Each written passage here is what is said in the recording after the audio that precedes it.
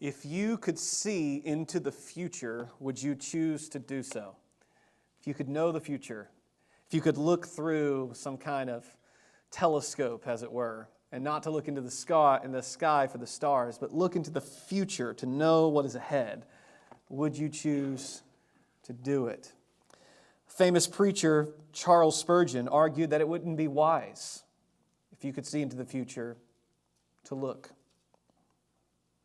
He said this, "Could we procure a telescope which would enable us to see to the end of the year, would we be wise to use it?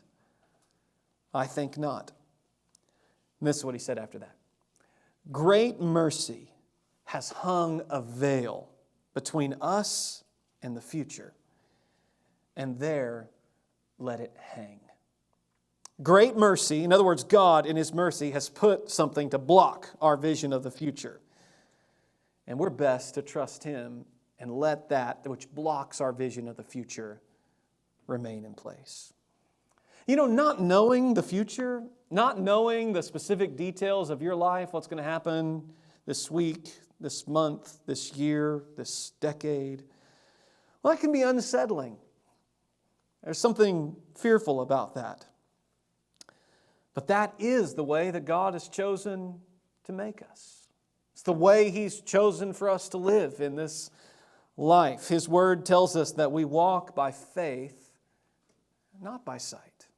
We don't know what's going to happen every step along the journey, especially the specific details, and evidently it's for our good. Corrie ten Boom, who almost died in Nazi concentration camps because she and her family hid Jewish people in the Netherlands where they lived, was a Christian, a faithful follower of Jesus. She did survive. She went on to travel, to write, to touch many people's lives. She was even able to forgive in person one of the guards that publicly and brutally beat her and shamed her. She knew a lot about trusting God through trials. This is what she wrote. "Never be afraid to trust your unknown future to a known God." In other words, it's better to know God than it is to know the future, because you can trust the unknown future to the God that you know. Now, we're in a series through the book of Genesis. So if you have a Bible, turn to Genesis 16. We're going through a study about the life of Abram, the life of Abraham. And he's an example of faith, someone who lives by faith. Of course, he was called by God to leave his country and his kindred to go to an undisclosed land that God was going to provide for him. And it wasn't a smooth and easy path. You know, we learned over the last few weeks that as soon as he gets into the land, he doesn't realize this is the land until God says, "Okay, you're here." And no sooner than he gets there, there's a famine that threatens his life and his family, and they have to leave and go to Egypt. And while in Egypt, he's afraid that he's going to be killed by Pharaoh and by the Egyptians. So what's he do? He tells his wife to lie, that she's really his sister, not his wife. And that gets them into a mess, and eventually they get kicked out of Egypt and they go back to Canaan. And then he has this issue to where he and Lot, his nephew, have accumulated a lot of wealth and resources and servants, and they don't have enough land for both of them. And so they have to split paths and go different directions. And well, that leads to Lot being captured and Abram being the one that goes after Lot and rescues him and delivers him back. And then last week in Genesis 15, we see that Abraham is not getting any younger, but he's not having any children either. And God has made some great sweeping promises to him that I'm going to make of you a great nation. Kings are going to come from you. I'm going to make your name great. And Abram's asked the Lord last week, as we saw, "Why do I have no child? Who's going to be the heir?" And God reassures him that you will have a son, not someone that you have to adopt, but someone from your own body that God is going to give you, and He's going to be your heir. And then we see last week that he made these promises to him of the land that they were going to inherit and enjoy. But now we come in today's passage to see that yet again, Abram's faith is tested. It's another trial of Abram's faith. Is God reliable? Can we trust His word? Over and over again, we see Abram coming to these moments. So look with me, if you will. Genesis 16, verse 1 says, "Now Sarai, Abram's wife, bare him no children. And she had a handmaid, an Egyptian, whose name was Hagar. And Sarai said unto Abram, Behold now, the Lord hath restrained me from bearing. I pray thee, go in unto my maid, and it may be that I may obtain children by her. And Abram hearkened to the voice of Sarai. And Sarai, Abram's wife, took Hagar, her maid, the Egyptian, after Abram had dwelt 10 years in the land of Canaan." So he's 85 at this time. "And gave her to her husband Abram to be his wife. And he went in unto Hagar, and she conceived. And when she saw that she had conceived, her mistress," so that's Sarai, "was despised in her eyes. And Sarai said unto Abram, My wrong be upon thee. I have given my maid into thy bosom. And when she saw that she had conceived, I was despised in her eyes. The Lord judge between me and thee. But Abram said unto Sarai, Behold, thy maid is in thy hand. Do to her as it pleaseth thee. And when Sarai dealt hardly with her, she, Hagar, fled from her face. And the angel of the Lord found her by a fountain of water in the wilderness, by the fountain in the way to Shur. And he said, Hagar, Sarah's maid, whence comest thou? Where have you come from? And whither will you go? Where are you going? And she said, I flee from the face of my mistress Sarai. And the angel of the Lord said unto her, Return to thy mistress, and submit thyself under her hands. And the angel of the Lord said unto her, I will multiply thy seed exceedingly, that it shall not be numbered for multitude. And the angel of the Lord said unto her, Behold, thou art with child, and shalt bear a son, and shall call his name Ishmael, because the Lord hath heard thy affliction. And he will be a wild man. His hand will be against every man, and every man's hand against him, and he shall dwell in the presence of all his brethren. And she called the name of the Lord that spoke unto her, Thou God seest me. For she said, I have also here looked after him that seeth me. Wherefore the well was also called Beer Lahai. Behold, it is between Kadesh and Bered. And Hagar bare Abram a son, and Abram called his son's name, which Hagar bare, Ishmael. And Abram was 6 years old, so 86 years old, when Hagar bare Ishmael to Abram. Now, you're probably a little bit familiar with this story. Some of you may be very familiar with it. Others are like, yeah, I've heard of Hagar, I've heard of Ishmael. I know a little bit about this. So what's going on in this? Well, we see there's conflict and chaos and crisis that comes about in this episode between Abram, Sarai, and Hagar. But it reveals something to us about God in the midst of all this chaos and crisis and conflict. What it reveals to us about God is that God is a God who hears, who sees, and who provides. I think that's one of the main reasons why we have this story in the Bible for us. Not just to continue along the historical story here of Abram and Sarah, but beyond that, for us to see that there's a God who hears everything, who sees everything, and provides for everything that His people need. And that's what I want to preach about today. The God who hears, sees, and provides. And I think there are two lessons that we learn about this God who hears, sees, and provides. Let me give those two lessons to you. First of all, number one, God hears, sees, and provides even when the wait is long and our schemes have failed.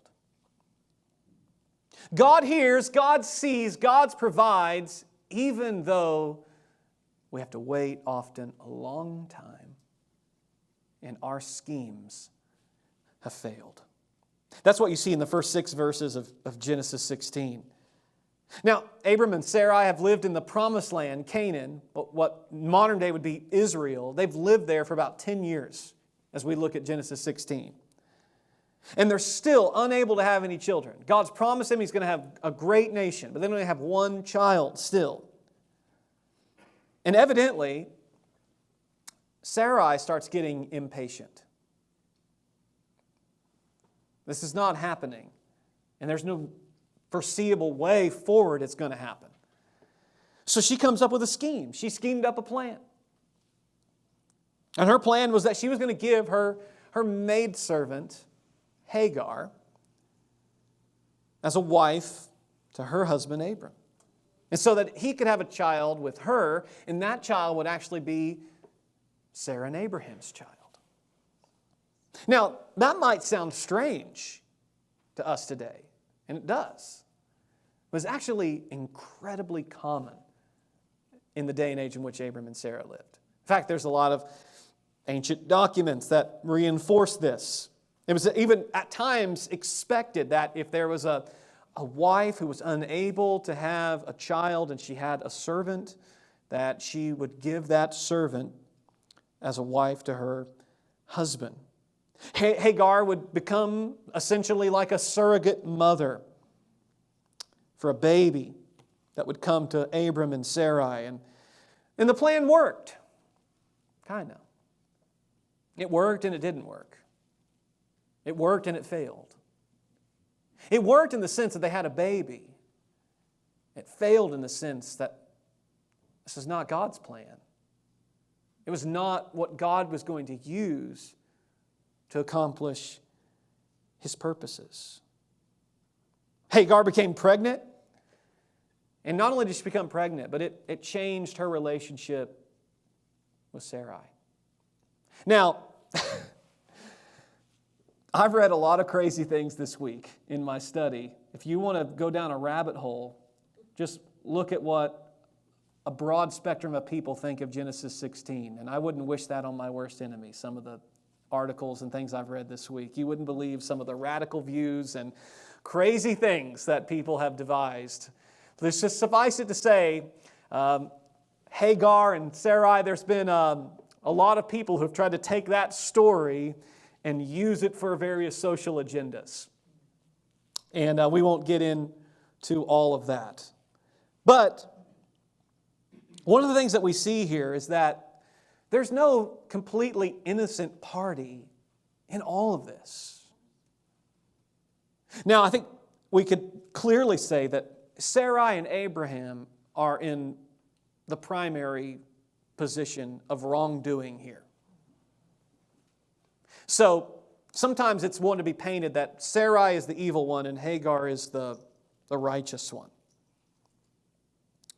And then other times it's, Hagar's the one in the wrong and Sarai was in the right. For she had the authority to do that, some would say. Well, the truth is that you see sin in all of this. You see the sin of unbelief of Abram and Sarah just not trusting God's plan, scheming up their own plan. It's just wrong for them to do that. But then we see human sin as well, not only in Sarai and Abram, but also in Hagar, who once she does conceive, she begins to look with despised eyes on Sarah. As if to say, well, I'm going to be Abram's primary wife now. I'm able to provide him a child, and you're not. Now again, it's not uncommon for a man in what we would call the ancient Near East, where Abram lived at this time, to have multiple wives. And that itself is, of course, contrary to God's design and brings about a whole host of evils and sins. But those wives in the ancient Near East, they didn't all have the same position. It wasn't just like they were all equal. You had a primary wife oftentimes, and then there were secondary wives. Hagar would have been a secondary wife. But by the fact that now she's able to conceive, evidently there's a thought within her that, well, I'm going to be the primary wife. Now, there were laws and rules and regulations for this madness. And some of those rules and regulations were that Hagar actually couldn't supplant Sarai. The laws were in place so that it just wouldn't have been possible even for Hagar to supplant Sarai. But now that Hagar has a child through Abram, Sarah now can't sell her as a slave to someone else. She must still remain in the family, so to speak. But what Sarah can do as the one in power is that she can, if you will, demote Hagar to a lesser place of servant. Now, not to get into the weeds here too much, but when it describes Hagar as a handmaiden of Sarah, that's kind of maybe a more prominent position in the family, if you will. Now, of course, there's nothing good about slavery at all, right? There's no aspect of this that is good and ideal. But suffice it to say that there were lesser and there were worse and better positions within the family, right? Of where you would be lowest on the totem pole, if you will, as crude as that is to say. So what Sarah can do, evidently, is she can demote Hagar from being like a personal servant, a handmaiden, to someone lesser in this whole arrangement. And remember, we've learned that Abram is very wealthy. He's got a lot of servants. He's got a lot of people that work with him and for him, and a lot of cattle, a lot of livestock, a lot of land. So what I think is probably happening here, when it says in verse 6 that Sarai dealt harshly with her, this is probably part of that is that demoting her, putting her through misery now, and beyond all the other aspects of what she might be putting her through. So this scheme, it led not only to conflict between Sarai and Hagar, and you see Sarai being vindictive, you see her dealing harshly, you see her being manipulative in all this. So there's not only conflict between Sarai and Hagar, there's also conflict between Sarai and Abram. She blames Abram for the wrong and the hurt that she's now experiencing. And she says, I want God to be the judge between us for the one who's in the wrong here. And I believe Abram was wrong as well. Now, who was in the greater position of being wrong? I think that's irrelevant. They were both wrong in this. But you know what you see? You see in this, I think, a kind of a faint picture of Adam and Eve, where it says that Adam, who was supposed to be leading his wife to faithfully obey God, what's he do? He listens to her to take of the forbidden fruit.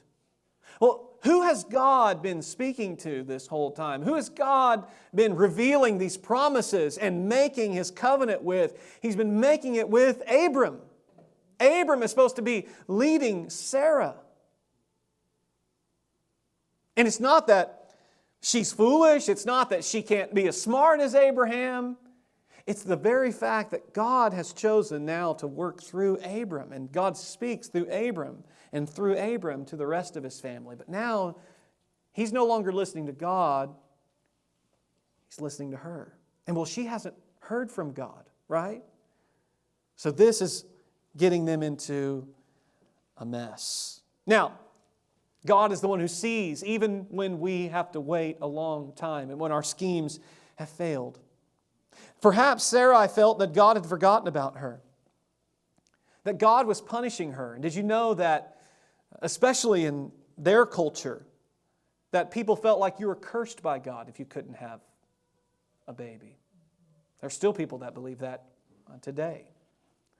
That if a woman can't have a child, she's been cursed by God. That infertility is a direct and personal curse from God. Divine punishment.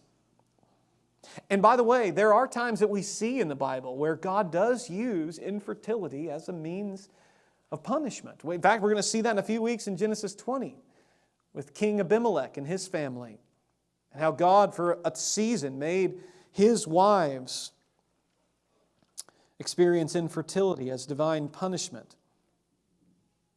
But that's not what Sarai's experiencing. And the only way that we know that Genesis 20 is talking about divine punishment is because it's clearly revealed in the Bible. Please listen very carefully. This is a little bit of a rabbit trail, but please be very careful. Never say to someone that's struggling with something like infertility and say, well, it could be God punishing you. The chances of that are probably very slim. And beyond that, there's no way for you to know that. We just don't know that. We don't have that revelation. That's not been revealed to us. So we need to be very careful about what we say is divine punishment for someone. Do you know why most people deal with infertility? It's not because they don't have enough faith. It's not because they're being divinely punished by God. It's because we live in a fallen world. People deal with infertility the same reason people deal with cancer. Same reason people deal with all kinds of physical problems. As we live in a fallen, broken world. So here's, getting back to Sarai, here she is wondering, is God punishing me? Has God forgotten about me? Does He not see that I'm getting older and the years are passing me by? And so she schemes up her own plan to make this work somehow, some way. And what this passage does is it reminds us that God hears, God sees, God provides, even when we have to wait long, and even when our schemes have failed. Now, there are so many applications and relevant topics that we could think about today in this passage. And I'll mention a few of them, and these are not the most important, but they are important. One of them I've already mentioned, which is the issue of infertility. We've probably all known couples who've desperately wanted to have children, but were unable to. And perhaps that's you this morning. Perhaps that's your circumstance. And Hagar and Sarai's story is a reminder to you that God sees you, God hears, and God provides. It's hope for your friend or family member that's struggling with the deep pain of infertility. And the sorrow of infertility is not only a way in which our lives are similar to Sarai and Hagar's, but I want you to notice it's also a way in which our culture is very different from theirs, in a not so great way. In Sarai's day, infertility was seen as a curse. But have you noticed that today, for so many, pregnancy is the curse? Have you noticed that? That infertility was the curse in Hagar's day, but pregnancy, for so many, is the curse today. Having children is viewed as a crushing burden that's going to ruin someone's future. I saw a picture of a lady this week, and her shirt was bragging, saying that she's had 21 abortions. 21. We don't talk about that today to say, oh, we're just so much more righteous and better than all those sinners out there. No, but it does, and it should, cause our hearts burdened by the harsh reality that there's so many in our culture who have a very ungodly, unbiblical view of the blessing and the gift of children, of motherhood and fatherhood, of family. Sarah longed for a child. Many today loathe a child. They'll go so far as to deny the personhood and humanity of the baby. We can't call it a baby because that personalizes it. It's a fetus. It's a thing. It's not a he or a she. It's not a breathing, moving, living person. But of course, if we believe Scripture, we know that it is a person. Made and formed even, Psalm 139. In our mother's womb, David said in Psalm 51, God shapes us. Who makes that heart beat? Who makes that baby to move? To be able to hear the voice of his or her mother. Well, his or her God is the one. So let us make no mistake about it, friends. Abortion is murder. And a holy God sees it. A holy God hears. And a holy God will provide just judgment. It not only teaches us about things like infertility and causes us to think about abortion, it also causes us to think about issues like surrogacy, which I could make a really compelling biblical argument that no Christian should ever be involved in practicing surrogacy. There's a host of biblical, theological, moral, and ethical reasons why Christians shouldn't be a part of surrogacy. I mean, we see here the pain that it caused in Hagar and Sarah's lives. It's far beyond that today. There's some horror stories.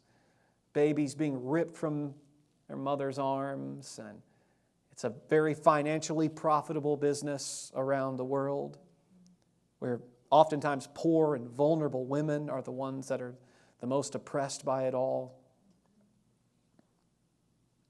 Suffice it to say that there are far better ways through adoption and other means for families that aren't able to have biological children, to have children in their own family without going the route of surrogacy. And of course, this passage reminds us of the evil of slavery. It reminds us again and again and again that it was never God's plan, never God's intention for man or woman to rule over another man or woman in this kind of a way, in this kind of slavery master relationship. But the main point of this passage is not about abortion or infertility or surrogacy or even slavery, as important as some of those moral issues are. The main point of this passage is to demonstrate that God hears our anguishing cries, that God sees our deepest pain, and that God provides for our greatest needs. And do you feel today, have you come here today feeling as if God doesn't hear you? Well, He does.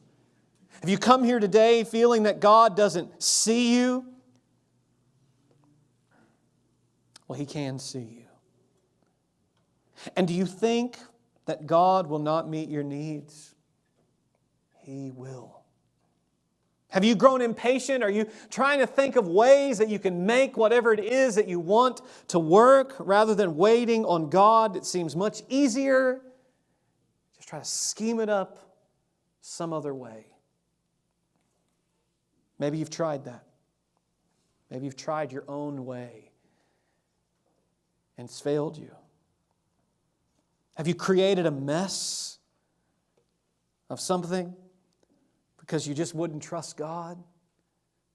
Wanted to find your own way to it?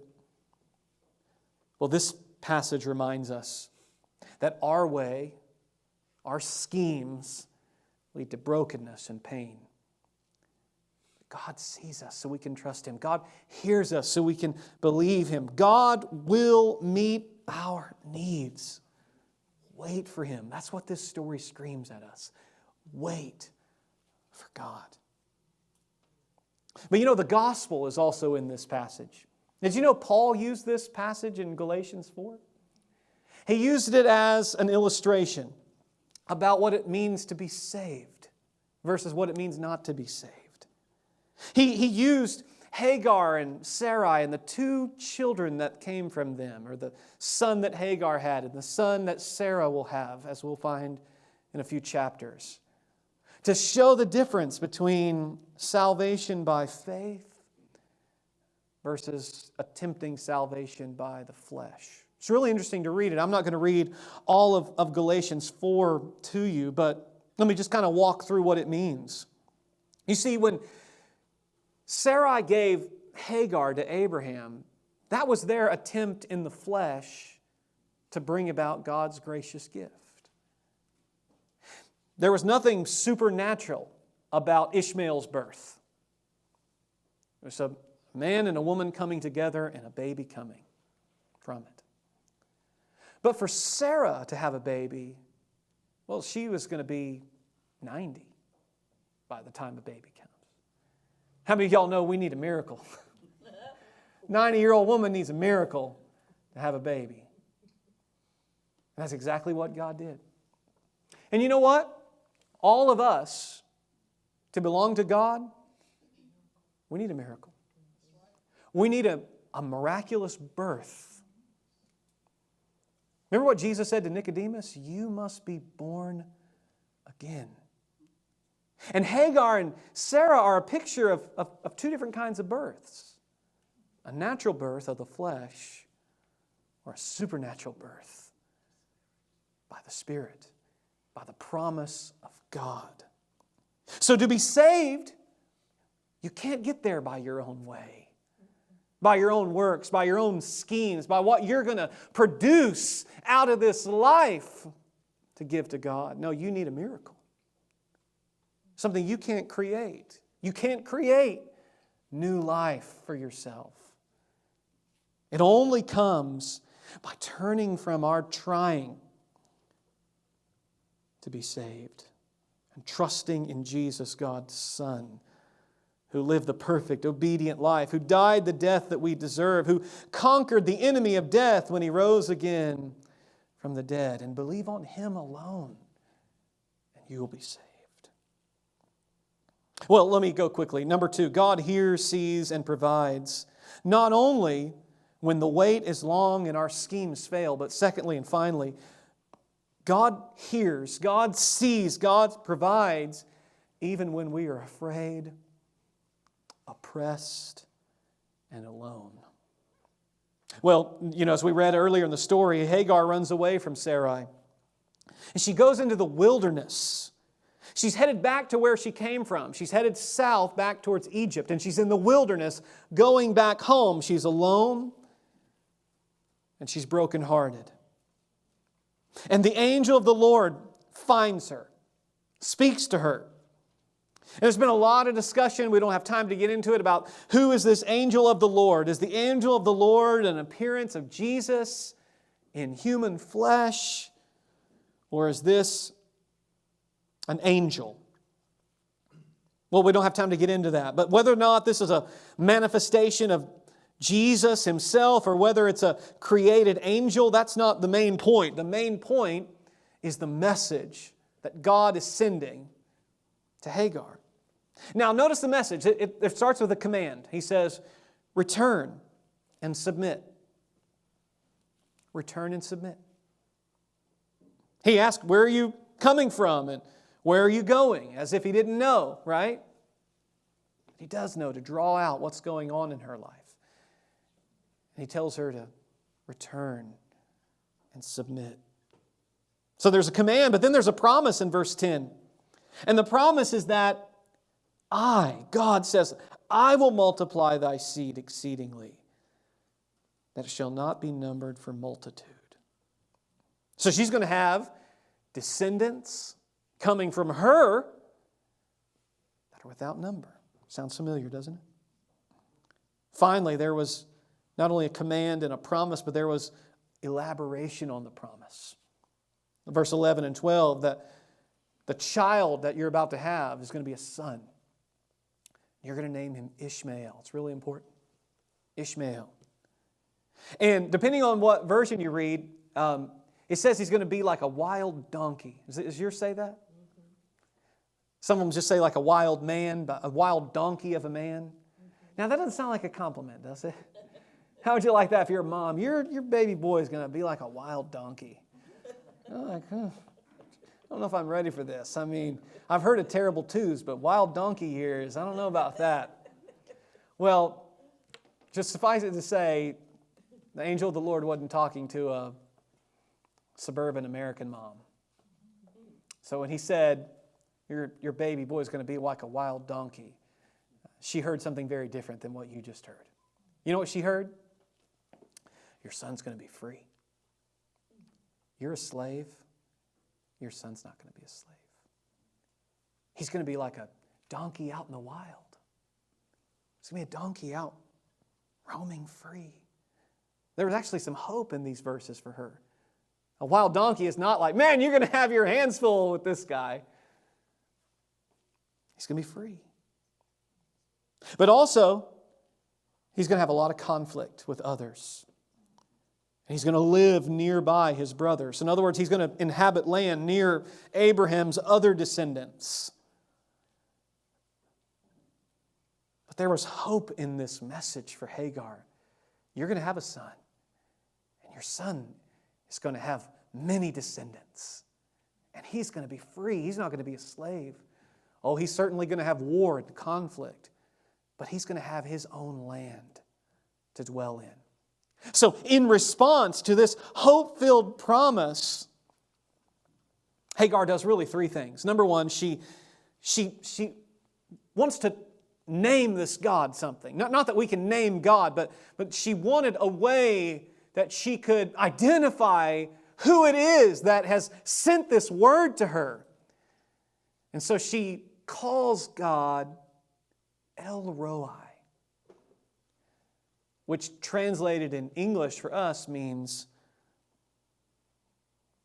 a God who sees. Here she is running in the wilderness, fleeing from this oppression that she's experiencing from Sarai. She's alone, she's afraid, and God meets her, speaks to her, fills her with hope in His promise, and she says, this is a God who sees me. Who sees me. Next, we see that there's a well that's nearby. She names that well, or someone names that well, Bir Lohai, which means the well of the living one who sees me.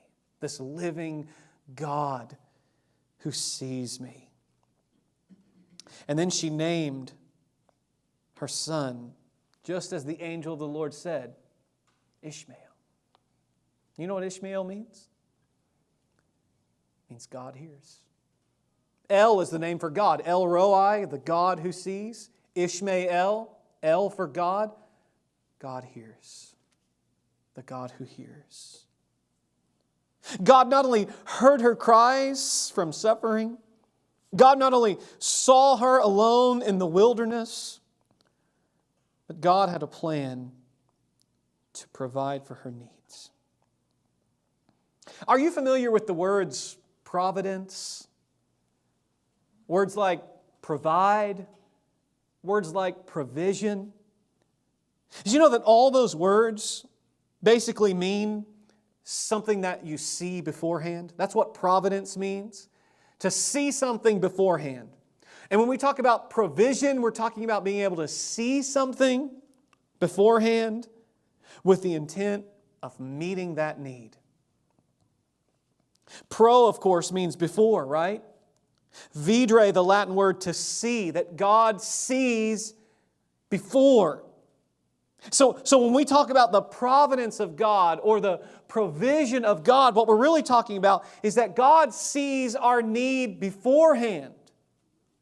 God sees us before our need, and He is moving and working to supply and to meet those needs in time. So are you here this morning? Do you feel alone? Perhaps your spouse has abandoned you, or someone that you love is no longer a part of your life. God sees and hears and provides. Are you experiencing some kind of oppression? Perhaps you're in the midst of some relationship or somehow connected to someone in your life who's making you miserable because of the power and control at work or in life that they have over you. God hears and He sees and He provides. Maybe you've come here this morning afraid. You feel you've been used or betrayed and you fear what the future holds. God hears, God sees, and God provides. Finally, I just want you to notice that God's provision for our needs does not necessarily mean that He removes all of our obstacles. He sent Hagar back to Sarai, and I have no reason to believe it's going to be easier for her. He told Hagar to submit to Sarai. So in other words, God's provision for our need is not necessarily that He just takes the painful circumstances away. Oftentimes when God provides for our needs, what He's really doing is promising us hope for the future, not immediate relief or removal from our circumstances. And that's where a lot of people go wrong. Can God heal from cancer? Yes, He can. Does He always heal from cancer? No. So would it be a lie for me to look at someone and say, well, if you just pray and believe, God is going to heal you? For sure. No. I can't make that promise. And God hasn't made them that promise. If God has made that promise, then we're not living in a cursed world anymore, but we still live in a cursed world. So what's the hope that God has promised us? Well, He may heal us from our sickness. He may extend our lives. He may provide medicine and treatment and various things that improve our lives and maybe even lead us to a place of complete healing from it. He may do that if it's His will. He may not if it's His will. But you know what He has promised? He has promised everyone who trusts in Him future with Him in glory. Have you noticed that's the case? That God's pattern is that often we suffer now, but we have glory in the future. And that this world is full of pain. This world is full of suffering. And it's not God's plan to remove us at this point from all of that pain and suffering. But one day He will. One day He will. And just as Hagar's hope was not, I'm going to make all of your problems go away, Hagar. No, that was not her hope. He said, go back and submit to her. But your hope is my future promises for you. It's the same with us. That our hope is not that God's going to remove all of our problems right now. Our hope is that in God's timing and in His way, He's going to lead us on to glory with Him. Let's pray together. Father, thank You for stories like this in the Bible. Historical events that are preserved in Your Word for us to read and to learn about You. How that You're a God who hears.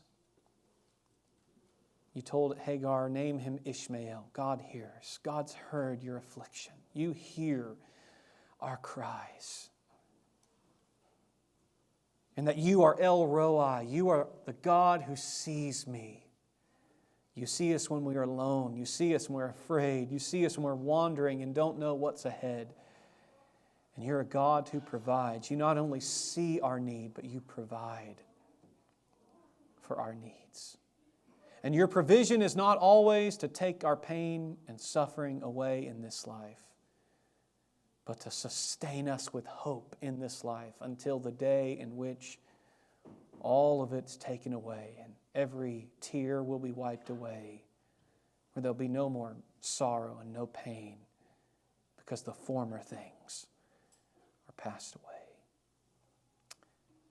Thank you most of all that in this passage we see that you're a God who saves, not by our own schemes and ways that we can get to you, but the way that you have sent your Son to us, that you have come to us, and that you save us by grace through faith in Jesus. If there's anyone here today or watching who's never been saved and turned from trying to be good enough for you to save them and trusting in Christ alone, pray that today they'd be saved. I pray for all of your people here this morning to be encouraged that you hear, you see, and you provide for their needs so they can trust you. When the waiting is long, when their plans have failed, when they feel alone, when they feel oppressed, when they feel afraid. We pray it in Jesus' name.